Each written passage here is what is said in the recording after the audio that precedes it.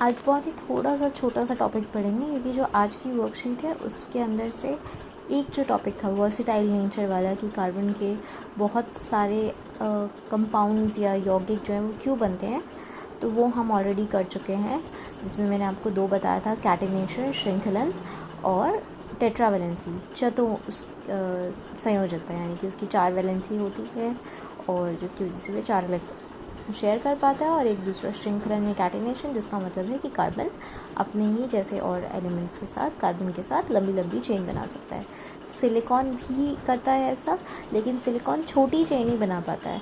Silicon 7-8 members को आपस में जोड़ लेगा, लेकिन कार्बन जो है वो मैंने आपको बताया था 100, 200, 1000 इतनी लंबी चेन्स भी वो बना सकता है। डबल बॉन्ड, ट्रिपल बॉन्ड भी बना सकता है। ठीक है, तो इसलिए कार्बन के सबसे ज़्यादा नंबर ऑफ कंपाउंड्स होते हैं। ठीक है, आज हमें पढ़ना है एलोट्रोप्स ऑफ कार्बन, यानी कि अपरूप, कार्बन के अपरूप। कार्बन के 3 अपरूप हैं मेनली, ग्रेफाइट, हिंदी में भी ग्रेफाइट बोलते हैं, डायमंड हीरा, और फुलरीन। ठीक है, डायमंड ग्रेफाइट का स्ट्रक्चर, डायमंड का स्ट्रक्चर, फुलरीन्स का स्ट्रक्चर। ठीक है, ग्रेफाइट के स्ट्रक्चर में आप देख सकते हैं एक कार्बन, ये जो सर्कल बनाए हैं वो कार्बन्स हैं, और जो लाइंस बनाई हैं वो बॉन्ड है, आबंध है। तो एक कार्बन 2 से नहीं, ये साइड में यहाँ पे और भी बॉन्ड है, ये और है। ठीक है, एक कार्बन 3 से जुड़ा होता है। ठीक है, ये ऊपर से भी जुड़ा होगा, इसलिए यहाँ पे दिखाया नहीं है। इस कार्बन को देखते हैं, चलो। ठीक है, ये एक कार्बन जो है 3 से जुड़ा होता है, हर एक कार्बन और 3 कार्बन से जुड़ा है। ठीक है, तो ग्रेफाइट के अंदर बॉन्डिंग की अगर हम बात करें ग्रेफाइट में, तो एक कार्बन जो है वो कितने कार्बन से जुड़ा होता है, वो 3 कार्बन से जुड़ा होता है। ठीक है, डायमंड में एक कार्बन अगर हम देखें तो 1, 2, 3 और 4, हर एक कार्बन 4 और कार्बन से जुड़ा है। और हमें पता है कि कार्बन कितने कार्बन से जुड़ सकता है, एक कार्बन के पास 4 इलेक्ट्रॉन होते हैं, तो वो 4 कार्बन से ही जुड़ सकता है ना। ठीक है, जैसे कार्बन के पास 4 इलेक्ट्रॉन है, तो वो एक इस कार्बन को दे देगा, एक इसको दे देगा, एक इसको दे देगा और एक इसको दे देगा। ठीक है, अब अगर कार्बन 3 ही बॉन्ड बनाता है तो एक इलेक्ट्रॉन तो उसके पास खाली रह जाएगा, तो वो क्या करता है, तो एक कार्बन के साथ, ग्रेफाइट के केस में, वो किसी एक कार्बन के साथ डबल बॉन्ड बना लेता है, 2 बॉन्ड बना लेता है। ठीक है, तो ग्रेफाइट के अंदर 3 कार्बन के साथ ही बॉन्ड बनाता है, लेकिन एक कोई बॉन्ड जो है वो कैसा होता है, वो डबल बॉन्ड होता है, और बाकी सारे के सारे सिंगल होंगे। और डायमंड के अंदर सारे के सारे सिंगल बॉन्ड होते हैं, और एक कार्बन 4 कार्बन से जुड़ा होता है। ठीक है, ये बात समझ में आई। स्ट्रक्चर की अगर बात करें तो ग्रेफाइट के अंदर इस तरीके से हेक्सागोनल शेप, यानी कि षटकोण की शेप में एक दूसरे के ऊपर लेयर की फॉर्म में वो स्टैक्ड होते हैं, तल बने हुए होते हैं। तल मतलब लेयर्स बनी होती हैं, हेक्सागोनल शेप की लेयर्स बनी होती है। एक लेयर है, उसके नीचे दूसरी लेयर है, फिर ऐसे तीसरी लेयर्स की फॉर्म में होंगे। ठीक है, ये स्ट्रक्चर है ग्रेफाइट का। डायमंड का जो स्ट्रक्चर है, आपको दिख सकता है कि डायमंड के अंदर एक जो है वो काफ़ी टाइटली पैक्ड हैं ये, और एक बहुत ही हार्ड से स्ट्रक्चर के अंदर वो फिट होते हैं सारे के सारे कार्बन, और एक कार्बन अगले 4 कार्बन से एक कार्बन, हाँ ठीक है, एक कार्बन और 4 कार्बन से जुड़ा होता है। फिर वो जो कार्बन है वो 4 कार्बन से जुड़ा होता है, तो हर एक कार्बन और 4 कार्बन से जुड़कर एक इस तरीके से शेप बनाता है। ठीक है, अभी हम डिफरेंस सिर्फ ग्रेफाइट और डायमंड का कर रहे हैं। फुलरीन इज डिफरेंट, फुलरीन के अलग अलग शेप्स हो सकती हैं। ठीक है, ग्रेफाइट और डायमंड की बात करें, इनकी शेप्स सेम है। फॉर्म, ग्रेफाइट का जो फॉर्म है, यू कैन सी कि ग्रेफाइट का रूप, या अगर हम ग्रेफाइट के रूप की बात करते हैं, उसकी फॉर्म की बात करते हैं, तो ग्रेफाइट जो है वो स्लिपरी होता है। ठीक है, स्लिपरी मतलब चिकना होता है। क्यों चिकना होता है, क्योंकि इसके अंदर ये अलग अलग लेयर्स है, एक लेयर है, फिर थोड़ा गैप होगा, फिर दूसरी लेयर होगी, तो फिर इस तरीके से अलग अलग लेयर्स होती हैं, तो ये थोड़ा सा स्लिपरी होता है ग्रेफाइट। ठीक है, तो ये स्लिपरी है, चिकना है। और डायमंड आपको पता है, डायमंड तो सबसे ज़्यादा हार्ड होता है, ये हार्डेस्ट सब्सटेंस है, सबसे ज़्यादा कठोर सब्सटेंस है, सबसे ज़्यादा कठोर वस्तु है डायमंड। ठीक है, ये बहुत कठोर होता है और ये चिकना होता है, थोड़ा स्मूथ होता है ये।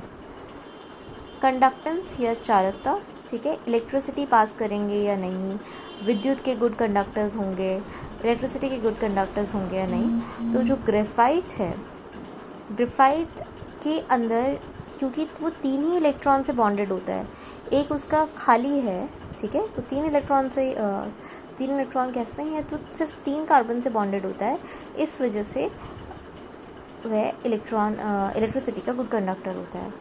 ये इलेक्ट्रिसिटी का गुड कंडक्टर है।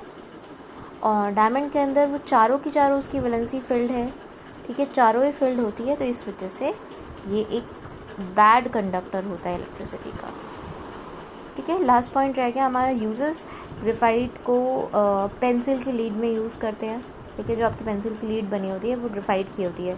तो आपसे वर्कशीट में एक क्वेश्चन भी पूछा गया है कि अगर हम पेंसिल की लीड को दोनों साइड से छील देते हैं, पेंसिल को दोनों साइड से छील देते हैं और फिर उसे किसी विद्युत परिपथ में सर्किट के बीच में लगा देंगे, तो क्या वो इलेक्ट्रिसिटी कंडक्ट करेगा? मतलब कि जैसे पेंसिल है, पेंसिल को दोनों साइड से छील दिया, ठीक है, और अब इन दोनों सिरों को हम कनेक्ट कर देते हैं किसी से, ठीक है, तो क्या ये विद्युत मतलब ये काम करेगा या नहीं करेगा? तो करेगा। क्यों? क्योंकि ये गुड कंडक्टर है।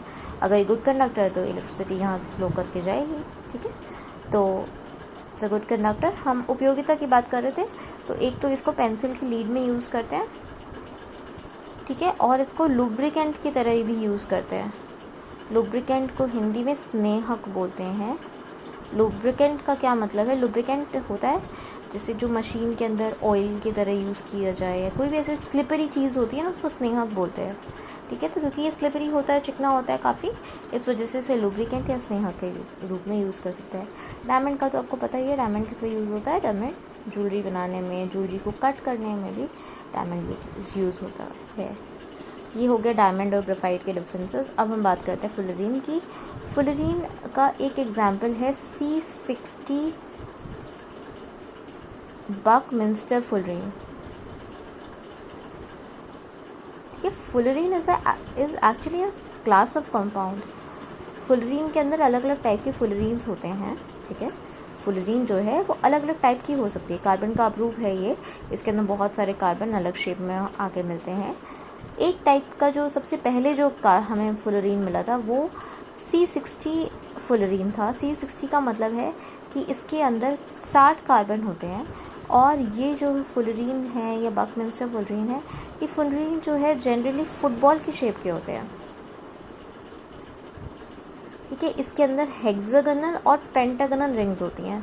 पेंटागोनल मतलब 1 2 3 4 5 शेप वाली, ठीक है, और षटकोण 1 2 3 4 5 6 मतलब हेक्सागन्स और पेंटागन्स होते हैं, ठीक है। इसमें ये फुटबॉल की शेप होती है और ये हेक्सागन और पेंटागन से बनी होती है। हेक्सागन मतलब जिसमें 6 साइड्स होती हैं, पेंटागन जिसमें 5 साइड्स होती हैं। तो हेक्सागन और पेंटागन से मिलकर बनती हैं ये।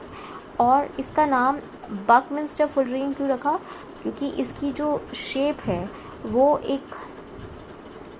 जिसकी एक डोम शेप का एक आर्किटेक्ट था। आर्किटेक्ट पता है ना, जो घर वर बनाते हैं, बिल्डिंग्स बनाते हैं, तो उसने एक बहुत ही फेमस सा डोम बनाया था। डोम मतलब जैसे कोई भी बिल्डिंग के ऊपर का जो वैसे वाली शेप का जो होता है, मीनार के ऊपर जो होता है, उसको डोम बोलते हैं, ठीक है।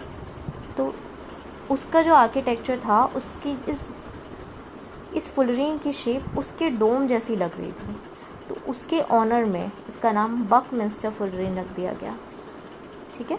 So this is C60 Buckminster fullerene. Diamond के बारे में एक पॉइंट और ये था कि डायमंड को आर्टिफिशियली भी बना सकते हैं। हमें पता है ना वैसे तो कि डायमंड कोयले की खान में से निकलता है। कोयले की खान में कैसे बनता है डायमंड? बहुत ज़्यादा हीट और प्रेशर नीचे दबा रहता है, बहुत सारे सालों के बाद कोयला ही डायमंड बन जाता है।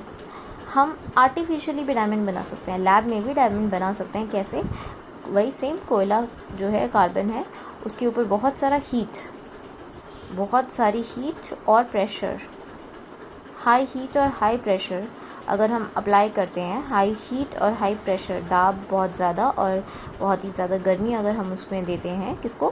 कार्बन को, तो क्या होगा? वो डायमंड बन जाते हैं, ठीक है।